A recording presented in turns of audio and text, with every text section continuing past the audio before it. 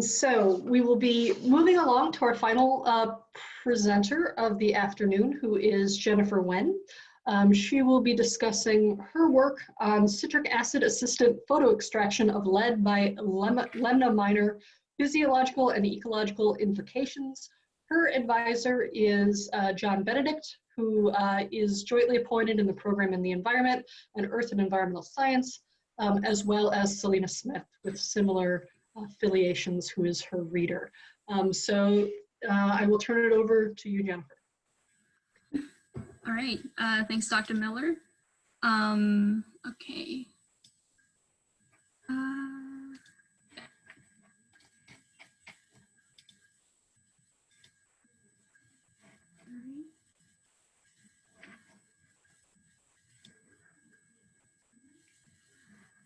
Okay, can everyone see okay? All right. Yeah, thanks everyone for being here. So I'm just gonna get right into it. I studied citric acid-assisted phytoextraction of lead by lemna minor with Dr. John Benedict in Dr. Selena Smith's lab. So shout out to them. So to provide a little background, phytoextraction is actually a sub-process of phytoremediation, which is a technique that uses plants to help remove pollutants for ecological restoration. And in the case of phytoextraction specifically, the contaminant is directly incorporated into the plant's body, where afterwards it can be harvested and safely disposed of. So compared to more physical or chemical cleanup methods, it has the benefits of utilizing an ecological process to remove a pollutant. It's also less expensive, and using plants is just more aesthetically pleasing. And for my study, the contaminant that I focused on is lead in aquatic environments. So it can be deposited into the environment through metal production manufacturing, combustion of leaded fuels, and ammunition discharge. And once exposed to living organisms, it can cause adverse health effects. And as it happens, lemna minor, or duckweed, is an aquatic plant that is a hyperaccumulator of lead, which basically means that it can absorb relatively high amounts of it without showing signs of toxicity. And studies have already tested it to be a promising phytoextractor for wastewater and stormwater. But regardless of its high uptake capabilities, lemna minor can also be subject to heavy metal toxicity past certain higher concentrations, which can actually reduce its absorption capacity. And to address this problem, chelators have been proposed to enhance phytoremediation, and they're basically just molecules that make metal ions a lot more mobile, so they're easier to absorb by plants. And studies have identified both synthetic and organic chelators, but since organic chelators, such as citric acid, are more biodegradable and are less expensive, I decided to focus on them. So existing studies on citric acid and phytoremediation have been predominantly favoring terrestrial phytoremediation. So for example, with the plants on the right for Juncus and Brassica. However, very little literature exists on aquatic environments, and I think I only found one paper that specifically touched on citric acid in aquatic phytoremediation by duckweed specifically. And this leads into my primary research question, which is, does citric acid increase the efficiency of phytoextraction of lead from an aquatic environment by lemna minor? And I measured this using the concentration of lead that the plants absorb over 7 days. And in addition to that, I also monitored the effects of both lead and citric acid on plant vitality, because studies have noted that too much citric acid could have toxic effects on the phytoextractor itself. And this is just like a general outline of how we went about this study. We first went to the Edwin S. George Reserve to collect live lemna minor samples from a pond. And then we brought them back to the lab and put them in growth chambers to let them acclimate to their new conditions before the experiment. And right before we started, we also sterilized the plants in a diluted bleach solution to kind of just isolate the lemna minor from other living organisms that were incidentally collected in the pond samples. And for the experiment setup, we divided the lemna into 3 groups with 3 trials each. So one trial represents like one of these containers. Our first experimental group, the containers were filled up with a solution that only had lead in it. Second group, the solution was only for citric acid. And the last group, the solution had both lead and citric acid. And I made daily observations over 7 days. The first was for pH because I wanted to keep them within an optimal range of 5 to 8. So if they ever were too high or too basic, I just added more of their respective solutions to keep them within that range. And to measure plant vitality, or specifically loss of plant vitality, I measured leaf senescence, which is when the leaves of the lemna turn white or brown. And I had to measure to the nearest, estimate to the nearest 10% of the surface area of one of these cups, because I couldn't physically take the plants out of the experiment. And if any other notable changes occurred, I also recorded that as well. And then after the 7 days were up, we transferred the plants to Dr. Angela Dial at the meal lab at the Earth Department for chemical analyses. So the absorbed lead was extracted through microwave digestion, and then their specific concentrations were determined through ICP-MS. And now to get into the results, this graph shows the concentration of lead absorbed for the group that was treated with only lead and the group that was treated with both lead and citric acid. So it appears that the lemna for the second group absorbed more lead than the first group, but a two-sided t-test showed that this difference is actually not significant. However, this is likely due to the low sample size we had, so because we only had 3 per group. So as of now, it's still unclear whether citric acid has any influence on lead absorption. And this next graph shows the progression of average leaf senescence over time for each of the 3 groups. And it had some pretty interesting trends for both of the groups that were treated with citric acid in some way, so the blue and the green groups. All of the trials for those groups experienced either complete or near complete senescence by the end of the experiment. Meanwhile, none of the trials for the group that was treated with only lead experienced any leaf senescence. So this picture shows what each of the groups generally look like near the end of the experiment. So you can see some pretty stark differences. And it's not well illustrated in this photo, but in addition to like the yellow coloration of the solutions and the white leaves, a slimy clear film also developed on the top of the solutions for both of these groups and for all trials. And we attributed this to some sort of microbial or algal activity. And since this became a major development, we decided to include it with the rest of the results. And so this diagram shows that basically all of the trials that were treated with citric acid exhibited this microbial behavior. Meanwhile, none of the trials in the lead group exhibited this behavior. And as some of you may have noticed, leaf senescence and microbial activity kind of overlapped in the same groups. So in this table, the green cells show the presence of microbial activity. So both started on the second day, both leaf senescence and microbial activity, and they just kind of progressed till day 7. So I suspected some sort of correlation between them and citric acid, and this correlation turned out to be significant.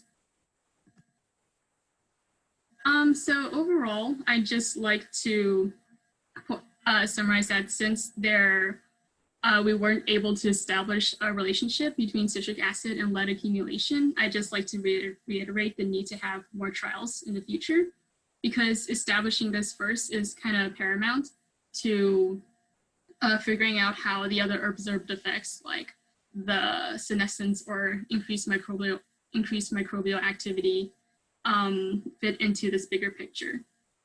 So if we look at leaf senescence, for example, the reduction in limna vitality could have completely compromised its ability to absorb lead, at which point then was the point of adding a chelator in the first place. But there could be a second point. So on the other hand, if citric acid did significantly increase the absorption of lead despite the reduction in functioning lemna, then the rate of increase in uptake would actually be higher than expected. And alternatively, the highest rates of uptake could not have occurred before senescence began. So afterwards, I did find a study that cited no statistically significant uptake of heavy metals for lemna beyond the first 24 hours. And since, for my experiment, senescence began on the second day of the experiment, there is the possibility that the greatest amount of lead absorption actually occurred before then. But this hypothesis would need to be explored more. And next, there is a significant correlation between microbial growth and leaf senescence. But regarding this, the precise relationship between them is unknown. So what I mean is, like, is there a direct relationship in which one caused one another, or is there no causal relationship at all? And I tried to find something in the scientific literature, but there was just a bunch of contradicting information, mainly due to the fact that we weren't able to identify or like establish the identity of the predominant microbe in our experiment. And also none of the papers specifically applied to aquatic environments or phytoremediation. And furthermore, the studies that I already had on citric acid assisted phytoremediation did not make any mention of microbial growth at all, or at least in the terrestrial environments. So therefore, another important question is how citric acid contributes to this correlation. Because if it did play a part, it would have important consequences for phytoextraction, because the potential ecological changes brought about by applying citric acid may have detrimental effects on the environment, even after the phytoremediation period. And I also tried looking to the changes in pH for an explanation, because the acidity of the citric acid could have harmed the lemna. However, the solutions for citric acid actually became more basic starting from day 2. And this was surprising because with citric acid, you expect it to just stay acidic, but this was not the case because the pHs approached 8 many times. So acidity, I had to cross out acidity as a potential explanation for leaf senescence. This trend could also be associated with microbial growth, like the microorganisms could have been excreting something, but it's still unclear. However, the change in pH is another unexpected consequence to consider in future applications. And speaking of which, yeah, overall, this study shows that, well, in theory, chelator-assisted phytoextraction in aquatic environments seems really promising. There's still a lot that is yet to be understood. For example, what caused accelerated microbial growth and leaf senescence. Also, other studies on phytoextraction are weighted heavily towards terrestrial ecosystems, but since phytoextraction in aquatic environments appear to produce different effects, this area of research is worth looking more into. And the study attempted to narrow down the relationship in phytoextraction to just between the lemna, lead, and citric acid, but microbial growth became another variable to consider along the way. So I propose that future studies should consider the range of ecological effects of citric acid-assisted phytoremediation and then further studies can explore the more in-depth relationship between these components. Yeah, and that's about it. Great. Thanks so much, Jennifer. We have time for a couple questions.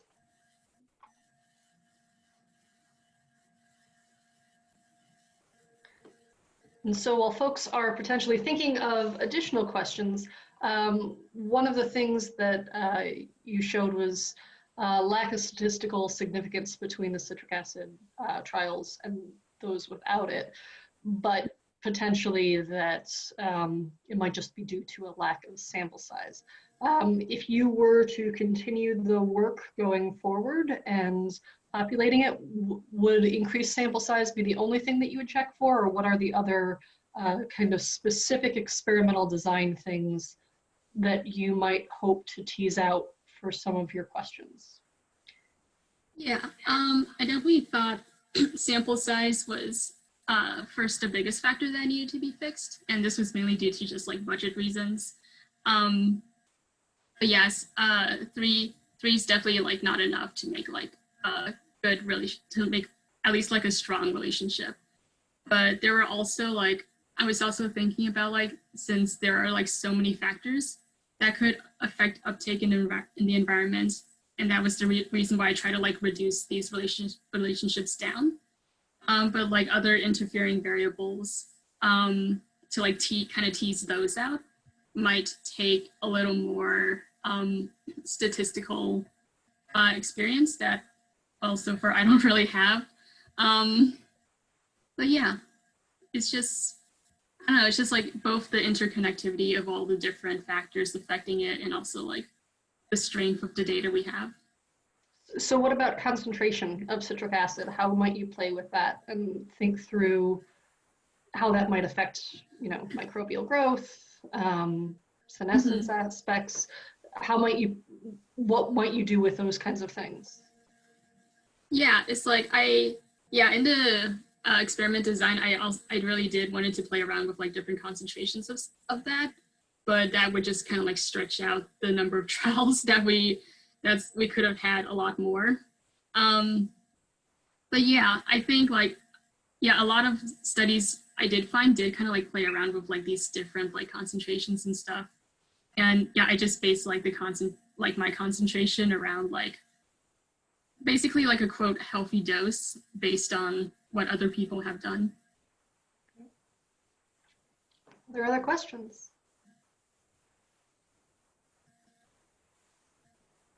I think John asked a question in the chat, Jen, about Okay.